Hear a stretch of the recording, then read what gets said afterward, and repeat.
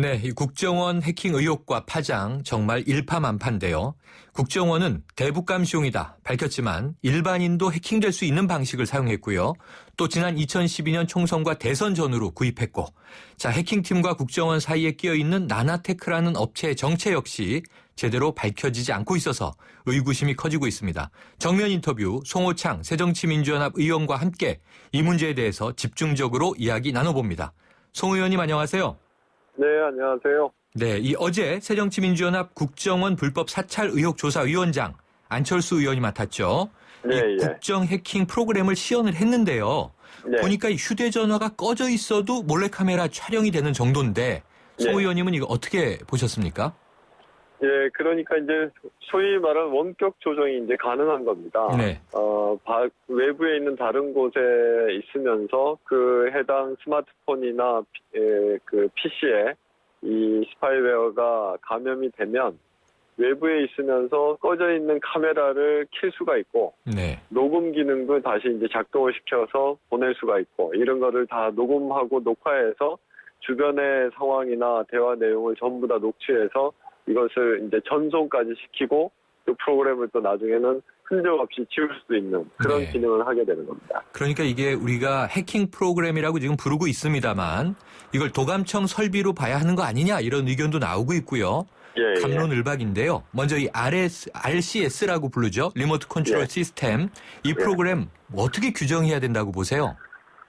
일단은 그 프로그램 소프트웨어라고 하는 프로그램 자체에 대해서는 이것을 감청 장비라고 할 수 있느냐 아니냐 이런 논란을 할 수가 있는데, 네. 이런 소프트웨어가 그냥 아무런 그 형태가 없는 무형의 존재가 아니라 이것을 일단 제공받아서 이용을 하려고 하면 일단은 뭐 USB에 담는다든지 CD에다 담는다든지 네. 그런 것이 필요하고요.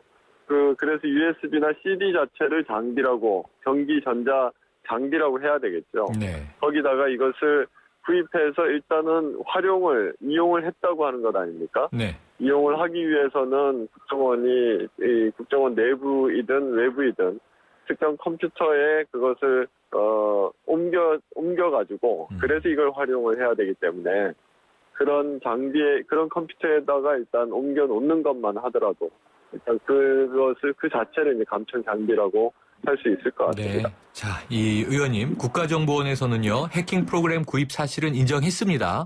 네. 하지만 북한을 대상으로만 썼기 때문에 문제가 될 것이 없다. 이런 입장인데요. 대북 해외 정보전을 위한 연구개발용이라고 한다면, 정말 국정원의 말이 맞다면, 그러면 문제가 되지 않는 거 아닙니까? 일단은 뭐 대북용이나 해외 정보 수집용이다라고 하면은 그 얘기는 가능한데, 일단은 그렇다고 하더라도 그런 소프트웨어, 그 스파이웨어를 구입하는 것 자체, 그리고 이것을 나중에 유포하는 것 그 자체가 일단 통신비밀보호법상의 위반이 됩니다, 이게. 네. 그래서 일단 법적인 문제가, 불법 문제가 하나가 생기는 거고요. 그 다음에 국가안보를 위해서 정보 취합을 하겠다, 그리고 대북용으로만 이용했다고 하는데, 지금까지 해킹팀과 국정원이 이메일을 통해서 교신한 내용을 보면, 국내에 우리 한국인들이 가장 많이 사용하고 있는 카카오톡에 침입을 할 수 있느냐, 해킹할 수 있느냐, 네. 그런 것을 문의한다든지, 그리고 갤럭시, 삼성 핸드폰 같은 경우는 신제품이 나올 때마다 해킹을 할 수 있는지를 문의한다든지, 아니면 국내 이 네이버 블로그에 특정 블로그에 어떤 뭐 맛집 사이트나 이런 데다가 한다든지 하는 이런 이제 여러 가지 이 이메일 내용들이 나오고 있어서 지금 국정원이 얘기하는 대로 대북용으로만 사용했다라고 하는 것을 좀 믿기가 어려운 그런 정보들이 지금 계속 나오고 있는 거죠. 네, 믿기가 어렵다 이렇게 말씀 주셨는데요. 정부 고위 관계자 전원을 보면 이 해킹 프로그램을 적용한 IP가 모두 중국 등지에서 활동하는 북한 공작원과 연계된 인사다 이런 얘기도 나왔고요. 또 보니까 이 해킹팀이라는 이탈리아 업체가 35개국 91개 수사기관에 이 프로그램을 팔았는데 그렇다면 이게 개인용은 아니고 범죄용이라든가 이렇게 보긴 어렵고 수사용 아닌가 하는 또 대목도 강조되고 있어요. 우리나라만 좀 민감해하는 거 아니냐 이런 얘기도 있는데 이런 좀 이 반론에 대해서는 어떻게 보세요? 일단은 그게 이제 뭐 다른 나라에서 많이 이용을 한다고 하더라도 그것이 다른 나라에서 불법 행위를 한다고 해서 우리나라가 불법 행위를 하는 게 정당화될 수가 없는 문제가 있고요. 네.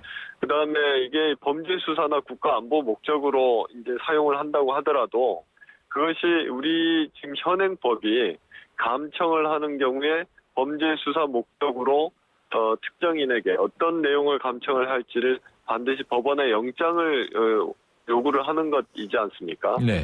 그런 식으로 특정돼 있는 특정한 어떤 범죄 혐의나 이런 게 딱 구체적으로 확정됐을 때만 그 영장을 요구하는 것처럼 딱 이 범죄 조사나 수사를 위한 것이고 누구를 대상으로 하는 건지가 구체적으로 특정돼야 되는데 네. 이런 소프트웨어 같은 경우는 그런 것이 특정되지 않은 상태에서 무차별적으로 유포가 될 수 있다. 예를 들어서 아까 말씀드린 대로 특정한 어떤 블로그에 맛집을 선택하는 맛집을 찾고자 하는 사람들이 거기에 감염돼 있는 블로그를 방문을 한 경우에 바로 감염이 된다고 하면 불특정 다수 사람들이 감염이 돼서 자기 정보나 대화 내용이 유출될 수가 있는 거죠. 네. 그렇게 되면 우리 법이 통신비밀보호법이나 개인정보보호법이나 이런 법이 취하고 있는 그런 어떤 개인정보와 사생활을 보호하고자 하는 취지를 완전히 무색하게 만드는, 무력화시키는 그런 결과가 됩니다. 네. 상상 이상의 성능과 기능은 조금 전에 설명을 주셨고요.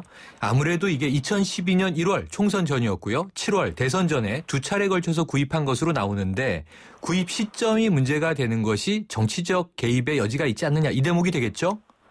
아무래도 지금 이제 국민들이 많이 분노하고 있는 이유가 그것 때문이기도 한 것 같습니다. 아무래도 지금 2012년 대통령 선거 당시에 국정원이 조직적으로 선거에 개입했다. 그래서 지금 원세훈 전 원장이 형사 처벌을 받고 있는 상황이지 않습니까? 네. 그런 가운데 이런 당시 대통령 선거 이전에 2012년도에 이 스파이웨어를 대량 구입을 했기 때문에 이것이 이제 과연 연결된 것은 아니냐. 네. 의혹이 당연스럽게 이제 제기가 되는 거고 앞으로 이런 진상조사가 좀 명백하게 돼야지 되는 것이 국정원이 얘기하는 것처럼 대북 정보 수집 용어로만 이용했다라고 하는 것이 분명하게 좀 국민들이 믿을 수가 있어야 되는데 과거에 국정원이 저지른 그런 불법 행위에 비춰볼 때 국정원의 얘기를 그냥 말로는 믿을 수가 없는 상황이라는 거죠. 네, 의원님께서 말씀 주신 대로요. 이 원세훈 전 국정원장 유죄 선고 받았었지만 어제 대법에서 파기환송되지 않았습니까? 네, 또 예. 일부 이제 증거 능력을 상실했는데요. 이 과정에서 다시 재판을 이제 받는 과정에서 해킹 의혹과 관련된 이 부분도 수사가 이루어져야 된다고 보세요. 짧게 답변 부탁드립니다. 추가적으로 지금 추가 증거가 이런 식으로 새로 나오기 때문에 네. 예.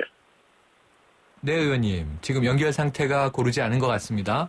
예, 예. 네, 예, 말씀 추가적으로도, 그런 증거 관계가, 법원에서 좀 판단을 해야 될 거라고 생각을 합니다. 네, 알겠습니다. 오늘 말씀 감사합니다. 네, 고맙습니다. 지금까지 송호창 새정치민주연합 의원이었습니다.